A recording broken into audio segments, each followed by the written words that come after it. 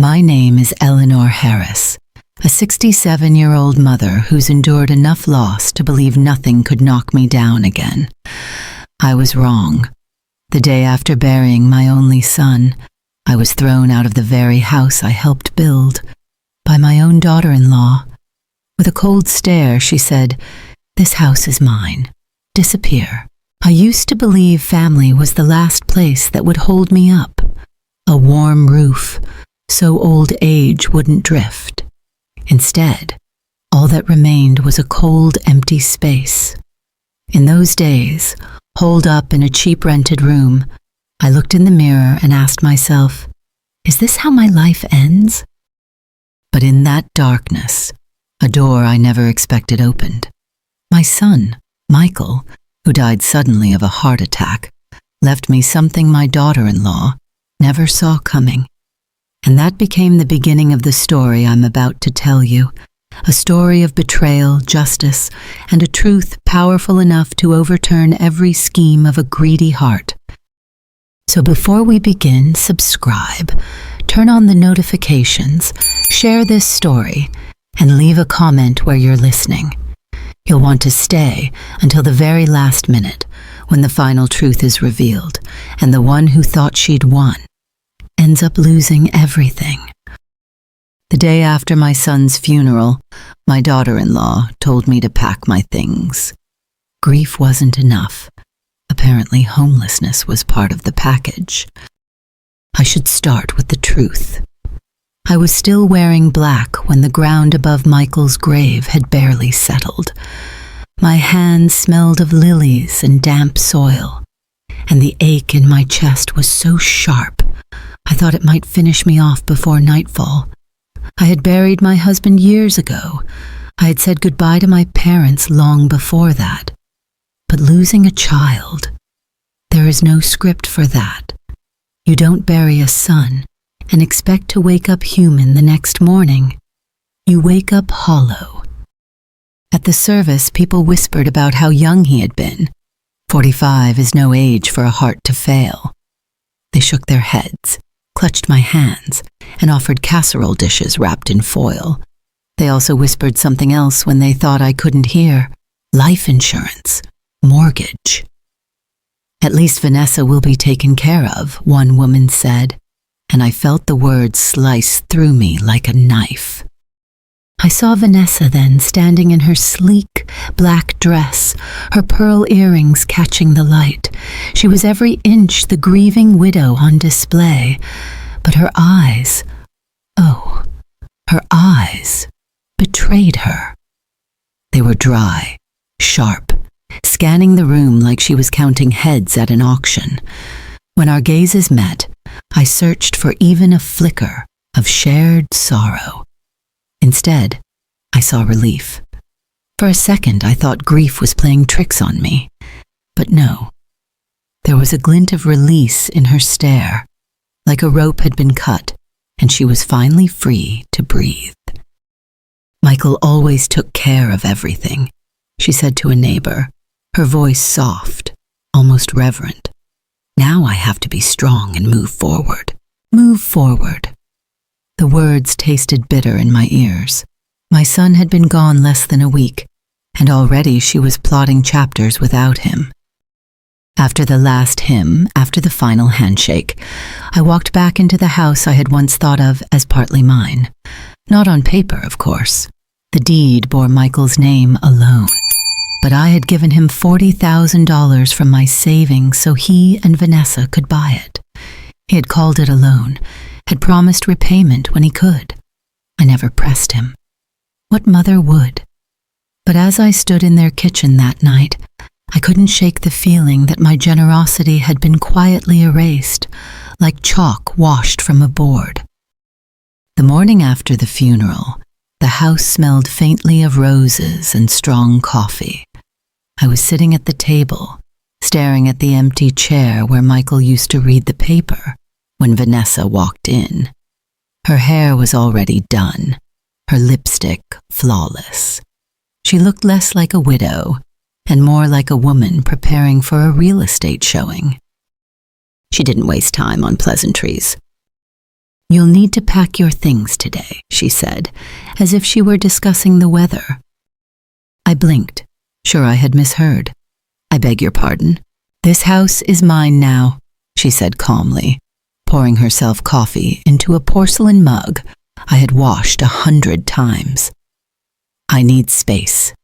I need privacy. And I can't have complications right now." Complications. That's what I had been reduced to. Not a mother, not a grieving woman, not the one who raised the man she had married, but a complication. I forced myself to breathe evenly. "Vanessa, I know we've never been close, but Michael would have wanted—" She cut me off with a sharp wave of her hand. "Michael is gone. I have to do what's best for me. You have until tomorrow evening." Her voice was smooth, almost polite, and that somehow made it crueler. The way she sipped her coffee while dismantling what remained of my life. It was casual, practiced. I looked around the kitchen. My son's jacket still hung on the back of the chair. His glasses were on the counter, next to a half-finished crossword puzzle. Everything screamed of his presence, and yet Vanessa spoke as though he had never existed. "I gave you and Michael the down payment for this house," I reminded her quietly, my voice trembling not from fear, but from fury rising beneath the grief. She raised one eyebrow, almost amused. "That was years ago. Gifts don't come with lifetime leases, Eleanor. Gifts." The word stung. She had rewritten history in her mind, turned sacrifice into charity, and erased the truth to suit her narrative. I wanted to scream. I wanted to throw the coffee mug against the wall and watch it shatter. But I didn't. I sat there, spine straight, eyes locked on hers.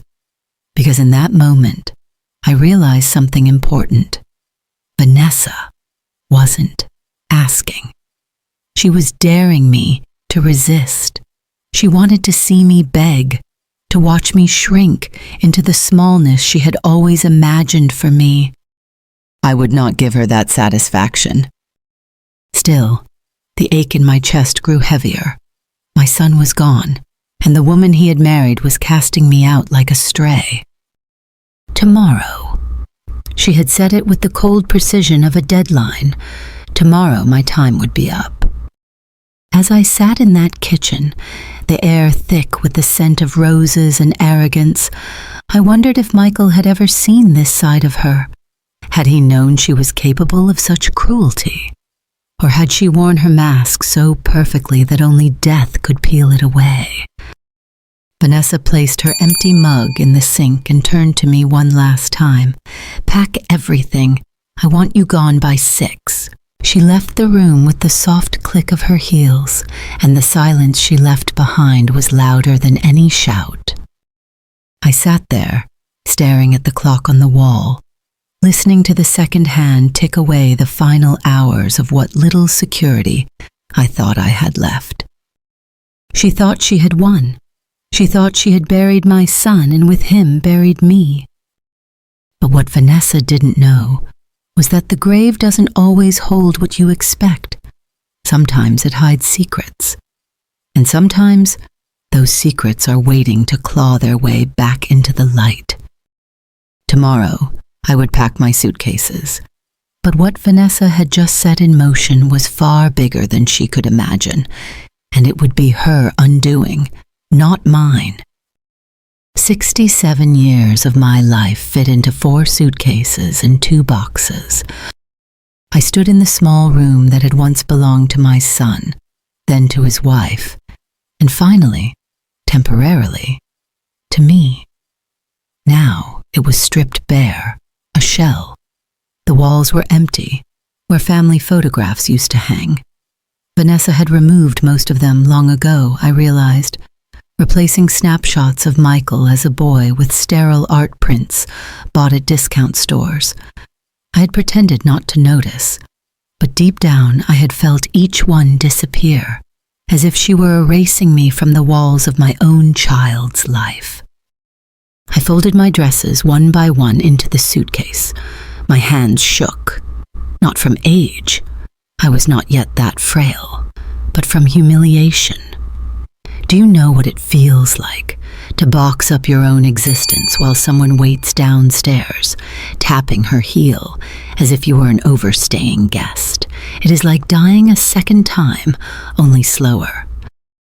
As I wrapped the last of the framed photographs, Michael at his college graduation, his arms slung around me, I remembered the day I wrote that check. $40,000, nearly all I had saved after my husband passed. "Alone, Mom," Michael had said, pressing my hand. "I'll pay you back once things settle." I had waved him off, though the money was everything to me. He had married Vanessa, and this house was supposed to be their start, our family's anchor. I never imagined that years later that very down payment would be the stone used to sink me. The door creaked open without a knock. Vanessa stood there, arms crossed, her expression sharp enough to cut glass. "How's the packing?" she asked. Her tone was polite enough for company, but venomous underneath. I glanced at the clock. Nearly 5 o'clock. She had given me until 6. "I'm almost finished," I said quietly. She tapped her manicured nail against the doorframe. "Good. I don't want any delays." Delays, as if I were a contractor failing to complete a job on time. I wanted to tell her that people don't become luggage to be tossed out when the room is needed. I wanted to shout that my fingerprints were in every corner of this house, that my money had bought the foundation she walked on. But I didn't. I swallowed it. Because people like Vanessa feed on your protest. They thrive when you beg. So I zipped the first suitcase shut and lifted it onto the bed. My body protested with a sharp pull in my back. But I kept moving. If she wanted me gone, then gone I would be. Downstairs, I could hear the faint murmur of her voice. She was on the phone talking to her brother Marcus. The words drifted up the staircase. "Yes, everything's in my name now. No, she won't cause trouble, she can't." A pause, then laughter, low and confident. I froze, clutching the handle of my suitcase. She was already planning life without me. Perhaps even planning what to do with the room once I was out. A gym, maybe, or an office. My son's childhood bedroom turned into a monument to her ambition. By the time the clock chimed 6, I had dragged the last box down the stairs. Vanessa was waiting in the hallway, arms folded, lips pursed. She didn't offer to help, though she followed me out to the driveway, watching as I loaded each piece into the trunk of my car. When the final box was in place, I closed the trunk and turned to her. My throat tightened, but I forced myself to speak.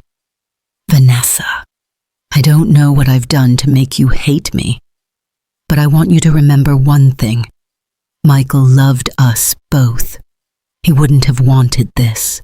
For a split second, I thought I saw her facade crack, but then her mouth twisted into a thin smile. "Michael isn't here to want anything. And you just don't belong here anymore." I stared at her. The woman my son had chosen. The woman who now stood between me and every memory I had of him. My mind screamed to remind her of the down payment, of the years of meals I cooked, of the endless times I babysat when she wanted freedom. But what was the point? She had already decided I was nothing more than clutter. So I simply nodded, got into my car and rolled down the window one last time. "Take care of yourself," I said softly. She tilted her head, her eyes gleaming with victory. I always do. As I drove away, the house receded in the rearview mirror, its windows dark and unfeeling. My heart ached with every turn of the wheel. This was the place I had hoped to spend my final years, surrounded by family. Instead, I was leaving it behind like a thief in the night, stripped of dignity, stripped of home. But beneath the grief, A strange thought sparked, quiet but insistent. Michael would never have let this stand. My son had been many things, dutiful, careful, even overly trusting, but he was not blind. I tightened my grip on the steering wheel. Somewhere buried beneath the cruelty Vanessa had poured on me was something else, a truth I had not yet uncovered. And if I knew my son at all, I knew he would not have left me defenseless. What Vanessa believed was the end of my story was, in fact, only the beginning, and her deadline was about to expire in ways she could never imagine. A motel mirror can be cruel. It shows you exactly who you are when no one else is watching. I checked into the cheapest place I could find, a roadside motel with flickering neon and carpets that smelled of disinfectant and cigarettes. The clerk at the desk didn't even look me in the eye. To him, I was just another old woman clutching her suitcases like they were the last pieces of her dignity. He slid the room key across the counter with a bored expression and went back to his television. The room was as hollow as I felt. Beige walls, a bedspread patterned with tired flowers, a single chair shoved into the corner. The air conditioner rattled like it was dying. When I closed the door behind me, the silence pressed against my ears until I thought I might go mad. I set my suitcases on the floor and stared at the mirror above the dresser. The woman who stared back was a stranger. Wrinkled skin, eyes rimmed red from too many tears, hair limp from days of neglect. I had buried my son, been thrown out of his home, and now I stood alone in a motel that smelled of broken promises. I whispered to my reflection, "So this is what it's come to." The tears came then, sudden and violent.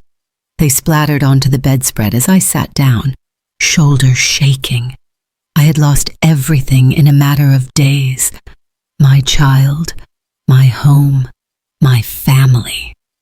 Even the future I had quietly imagined, evenings spent reading in the same house where Michael grew up, had been ripped away. But grief is a strange companion. It doesn't just crush.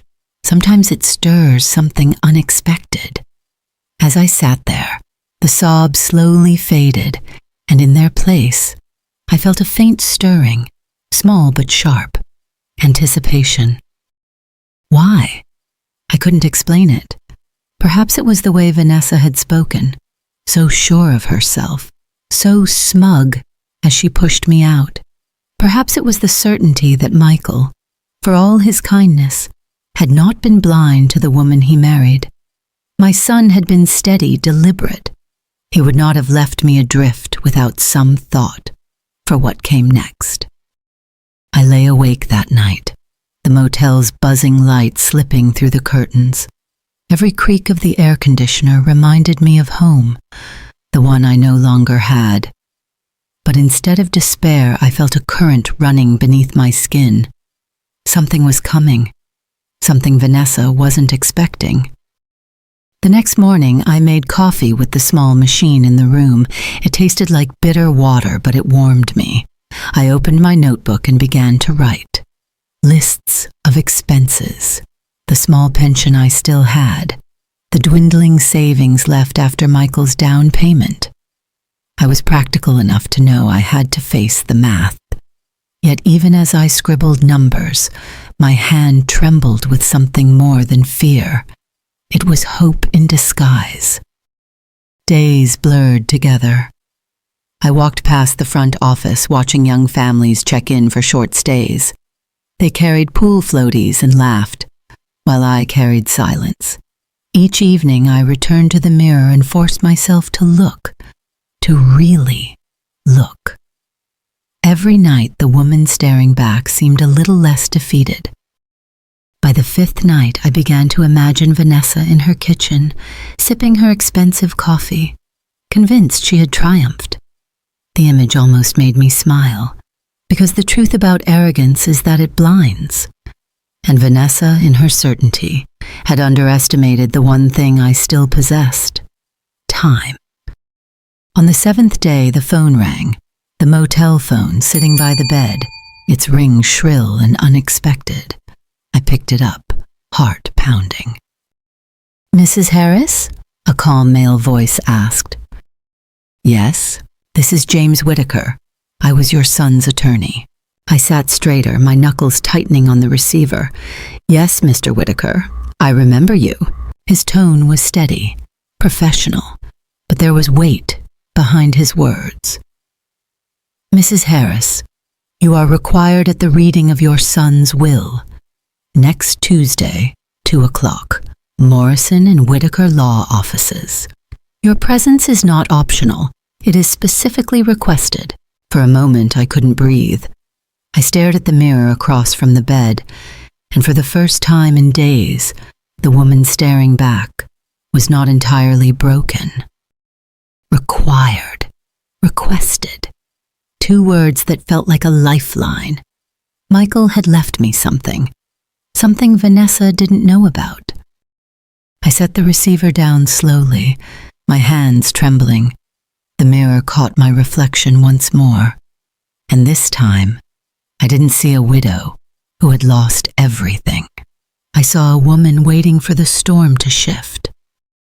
Vanessa thought she had locked me out of Michael's life. What she didn't know was that the key had already been placed in my hands, and soon she would learn just how sharp that key could be. Vanessa showed up in pearls and a smirk, certain the world already belonged to her. I had arrived early, sitting stiffly in the reception area of Whittaker and Morrison, hands folded in my lap, trying not to let the shaking show. The carpet smelled of polish, and the air carried that strange blend of ink and legal paper.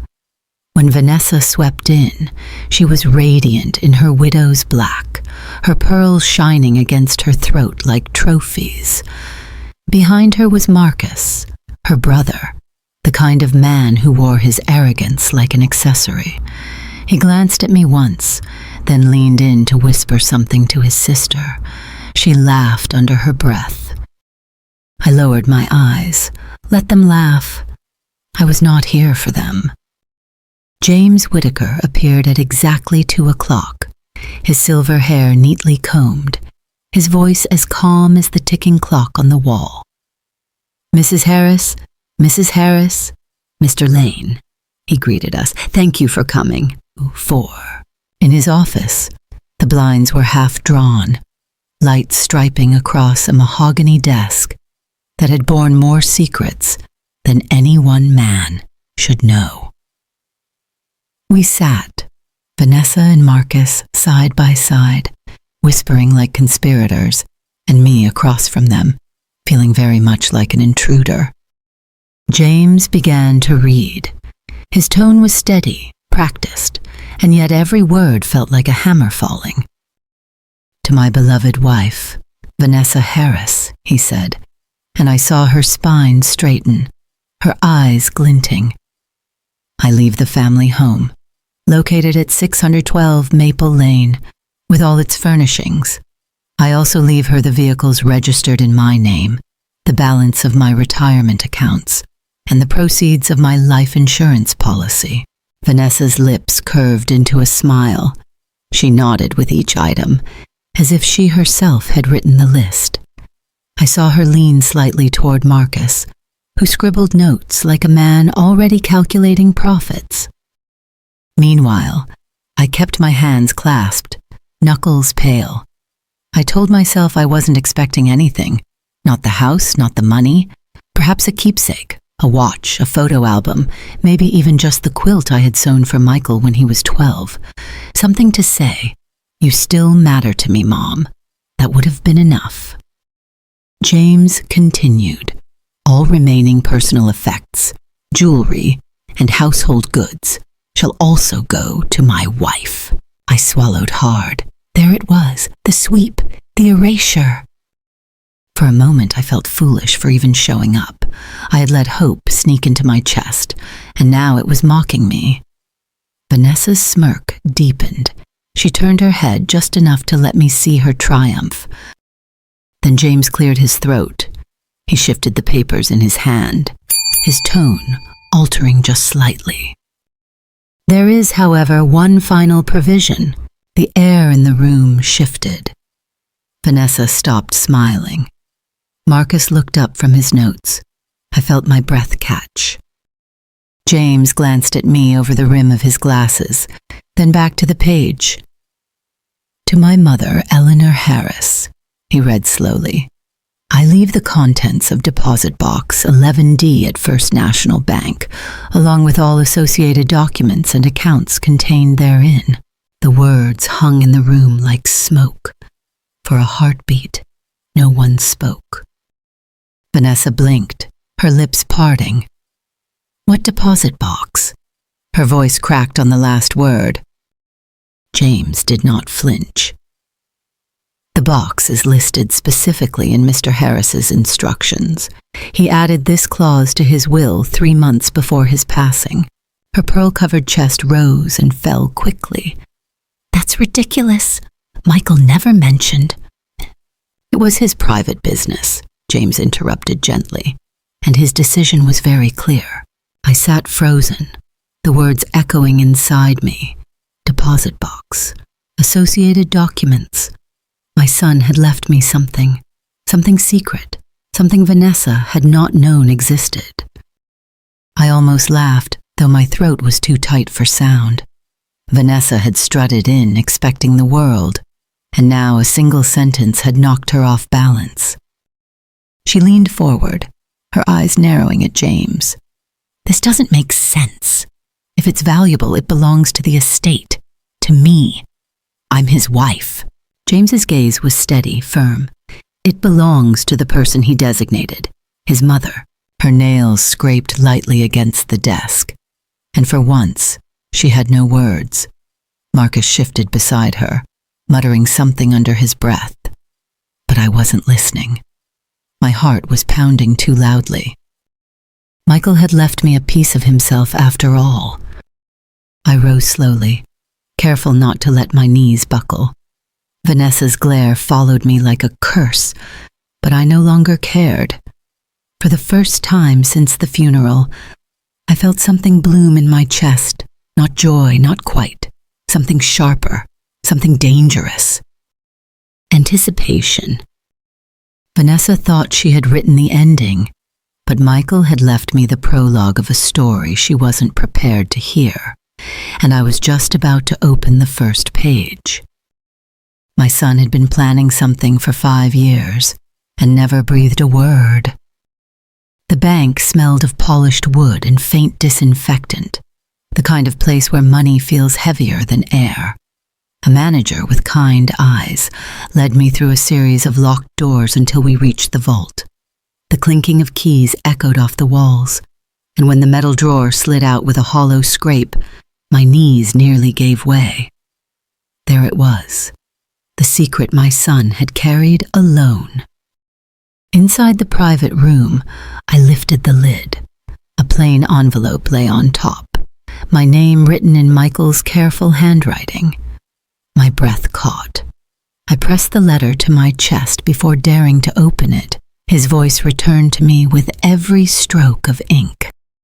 Mom, if you're reading this, it means I'm gone. And I know exactly what Vanessa has probably done. I'm sorry you had to endure it, but I've been preparing for this moment. I couldn't protect you in life the way I wanted, so I tried to make sure you'd be safe when I no longer could. I read the lines twice, the paper blurring through my tears. He had known. My son had seen through her cold smiles and practiced charm. He had seen the manipulation, the casual cruelty, and instead of confronting her, he had quietly built a fortress around me. Beneath the letter were folders tied with twine. I opened the first. Bank statements, investment records, spreadsheets annotated in his handwriting. Numbers danced before my eyes, balances that grew steadily, year by year. Michael had taken the $40,000 I gave him and turned it into $180,000. The figure was surreal, but what stopped me cold was not the amount. It was the intention.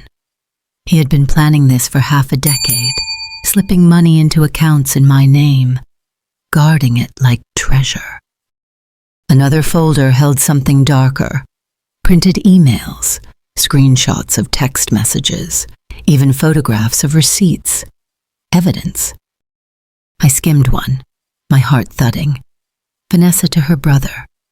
Once the old bat is out, we can finally do something with that room. Maybe a home gym. Another.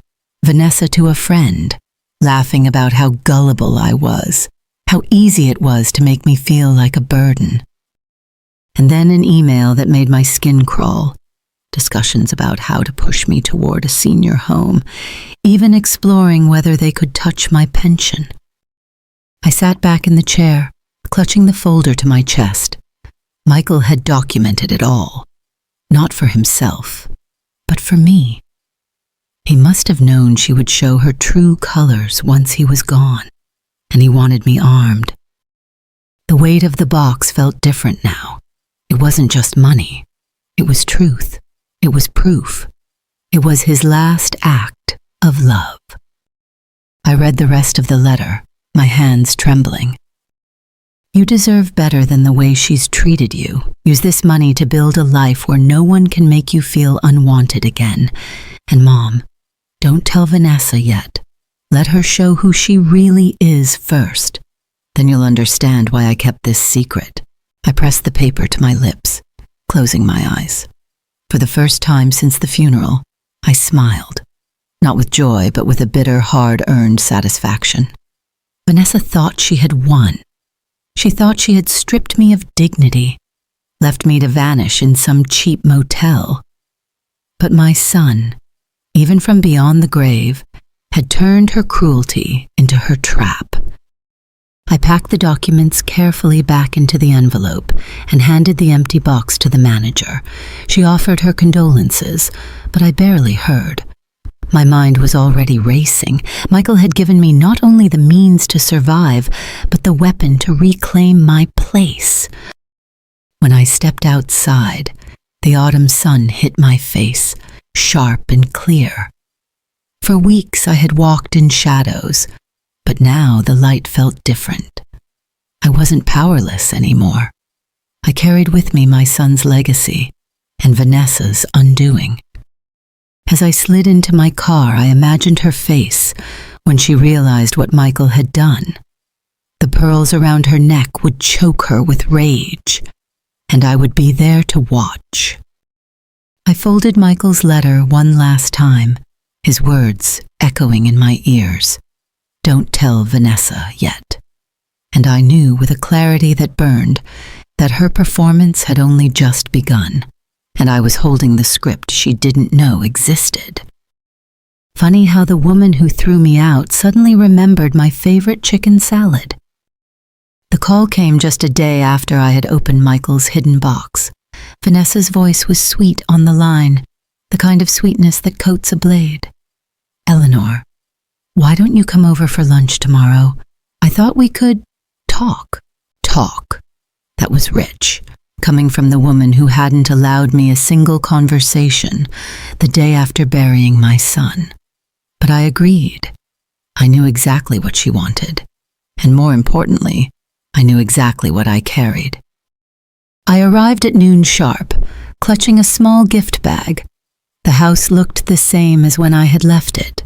Same rose bushes trimmed to perfection. Same driveway where my car had once sat for 2 years. Yet stepping up to that door felt like approaching enemy territory. Vanessa opened it herself, dressed in a flowing white dress, the kind you wear when you want to look innocent. Eleanor, I'm so glad you came. She leaned in as if to kiss my cheek, but I turned slightly, letting her lips meet air. The dining room was set like a magazine spread. China plates, crystal glasses, flowers perfectly arranged.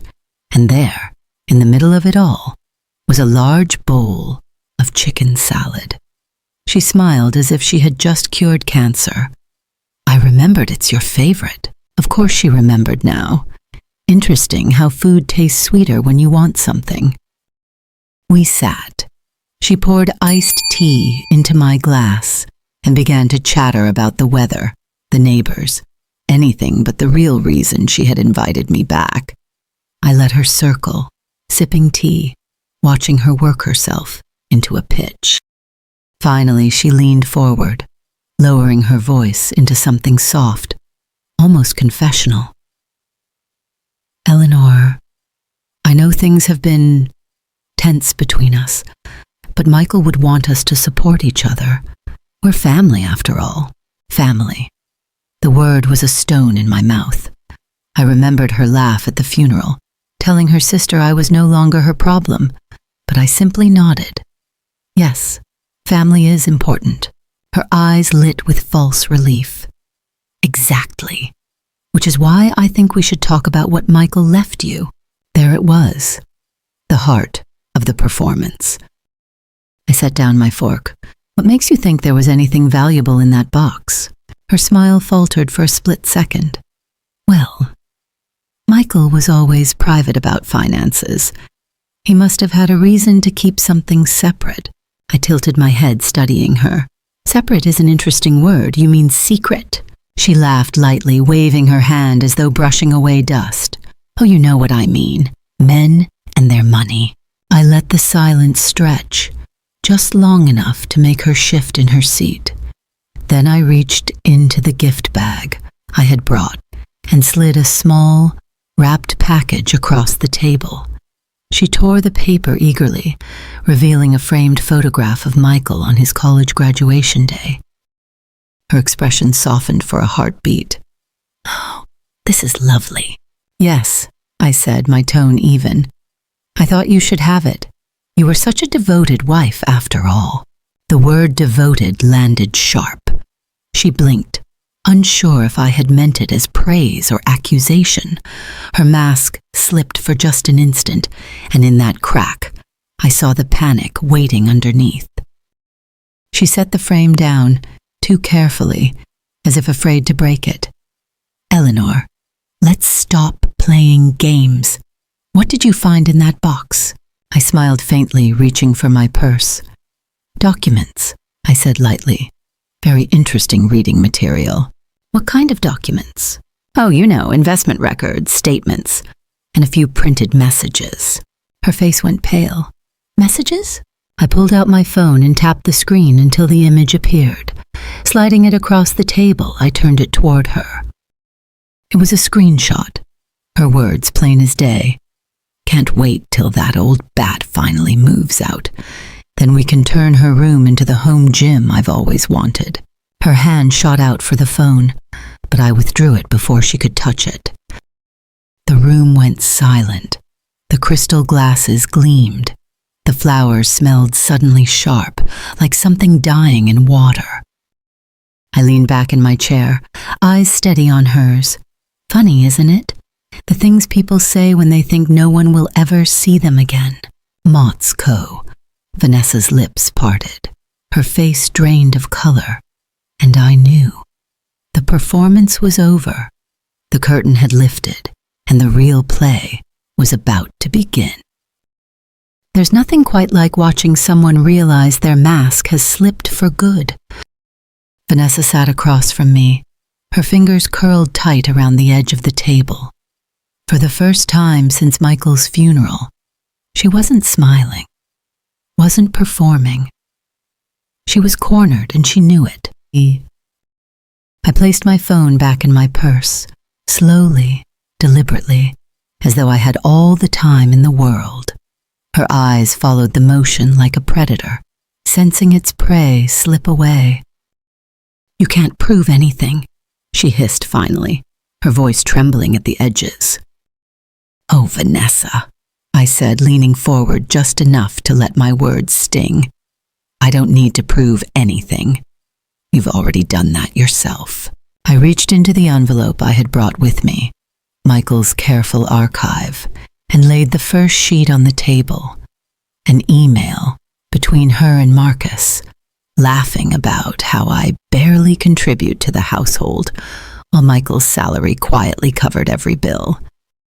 Her eyes darted across the page, then back to me. He must have misunderstood. It was a joke. Ah, yes, I said dryly.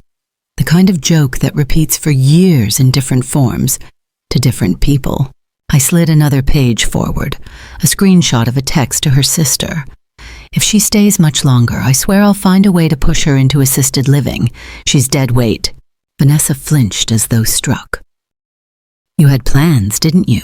I continued. Not just to kick me out, but to declare me incompetent. Convenient, that. You get the house, the money, and rid yourself of the old bat, all in one sweep.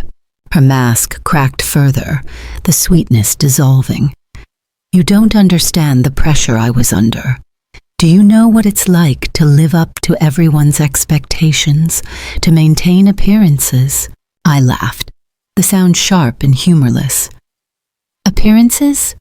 While you spent $15,000 in a single month on spas, clothes, and weekends in New York, all while telling Michael there wasn't money for groceries. Her face drained of color. You? You can't have those records. Can't I? I tapped the folder. Michael was meticulous. He documented everything, every cent, every lie. He knew who you were, Vanessa, even when he still held your hand at church. She slammed her palm on the table, desperate. Stop this, you're twisting everything. I loved him. No, I said softly, leaning back. You loved what he gave you.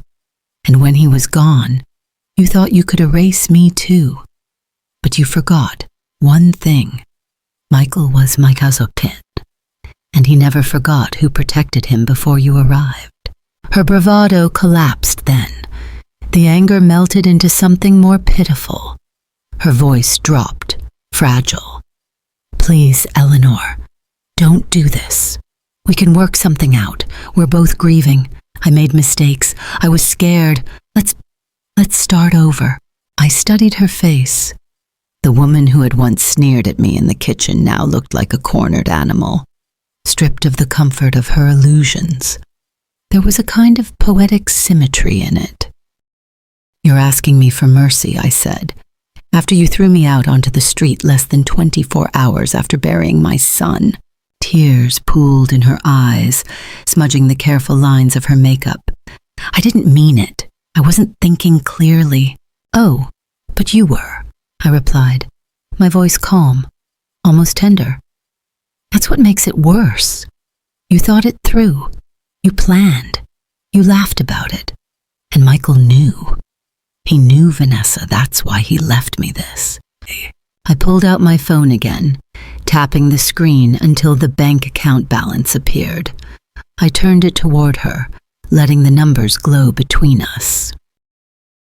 $185,000. Her hand trembled. She reached for the screen as though it might dissolve if she didn't touch it. That should be mine, she whispered, voice shaking. I tilted my head, watching her break. Funny.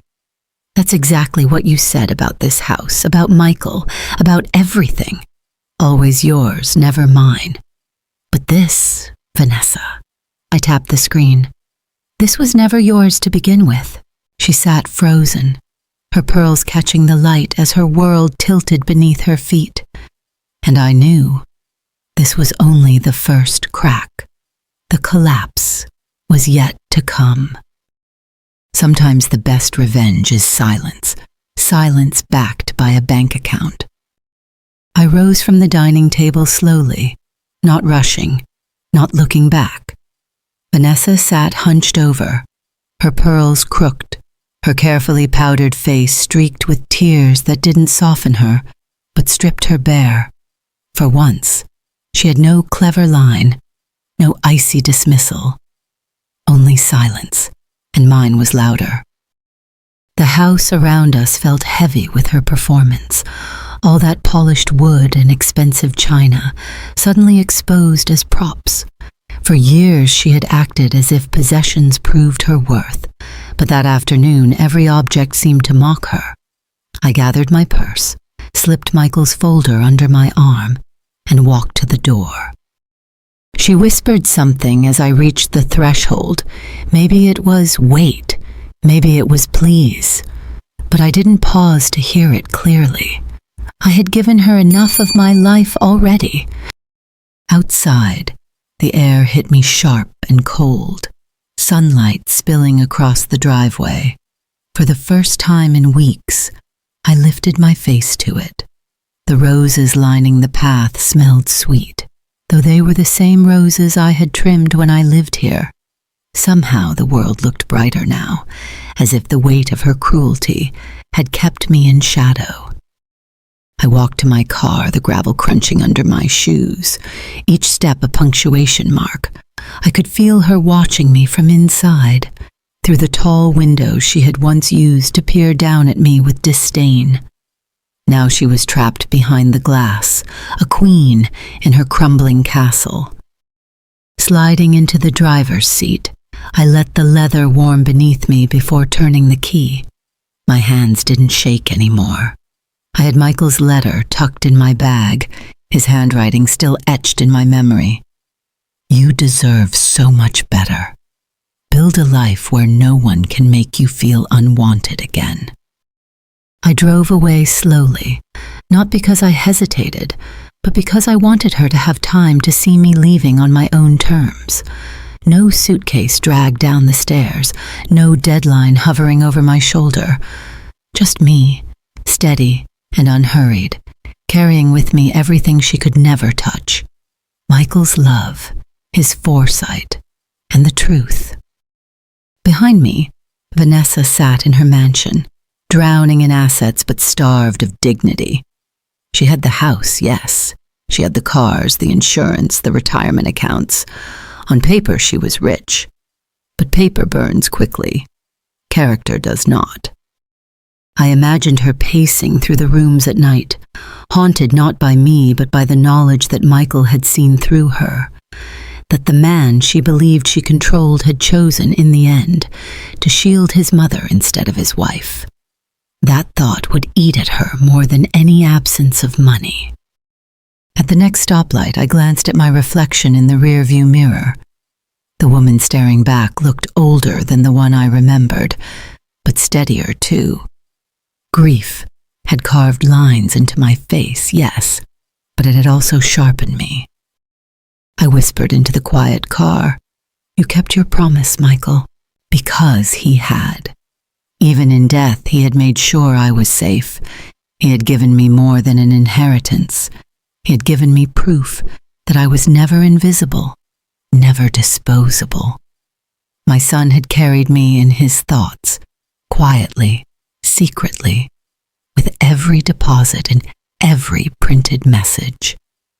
That knowledge was more precious than the money itself. I didn't yet know where I would live. Perhaps a small apartment, perhaps a modest house, where the walls could carry only my memories. But I knew I would be free. Free from her shadow. Free from her cruelty.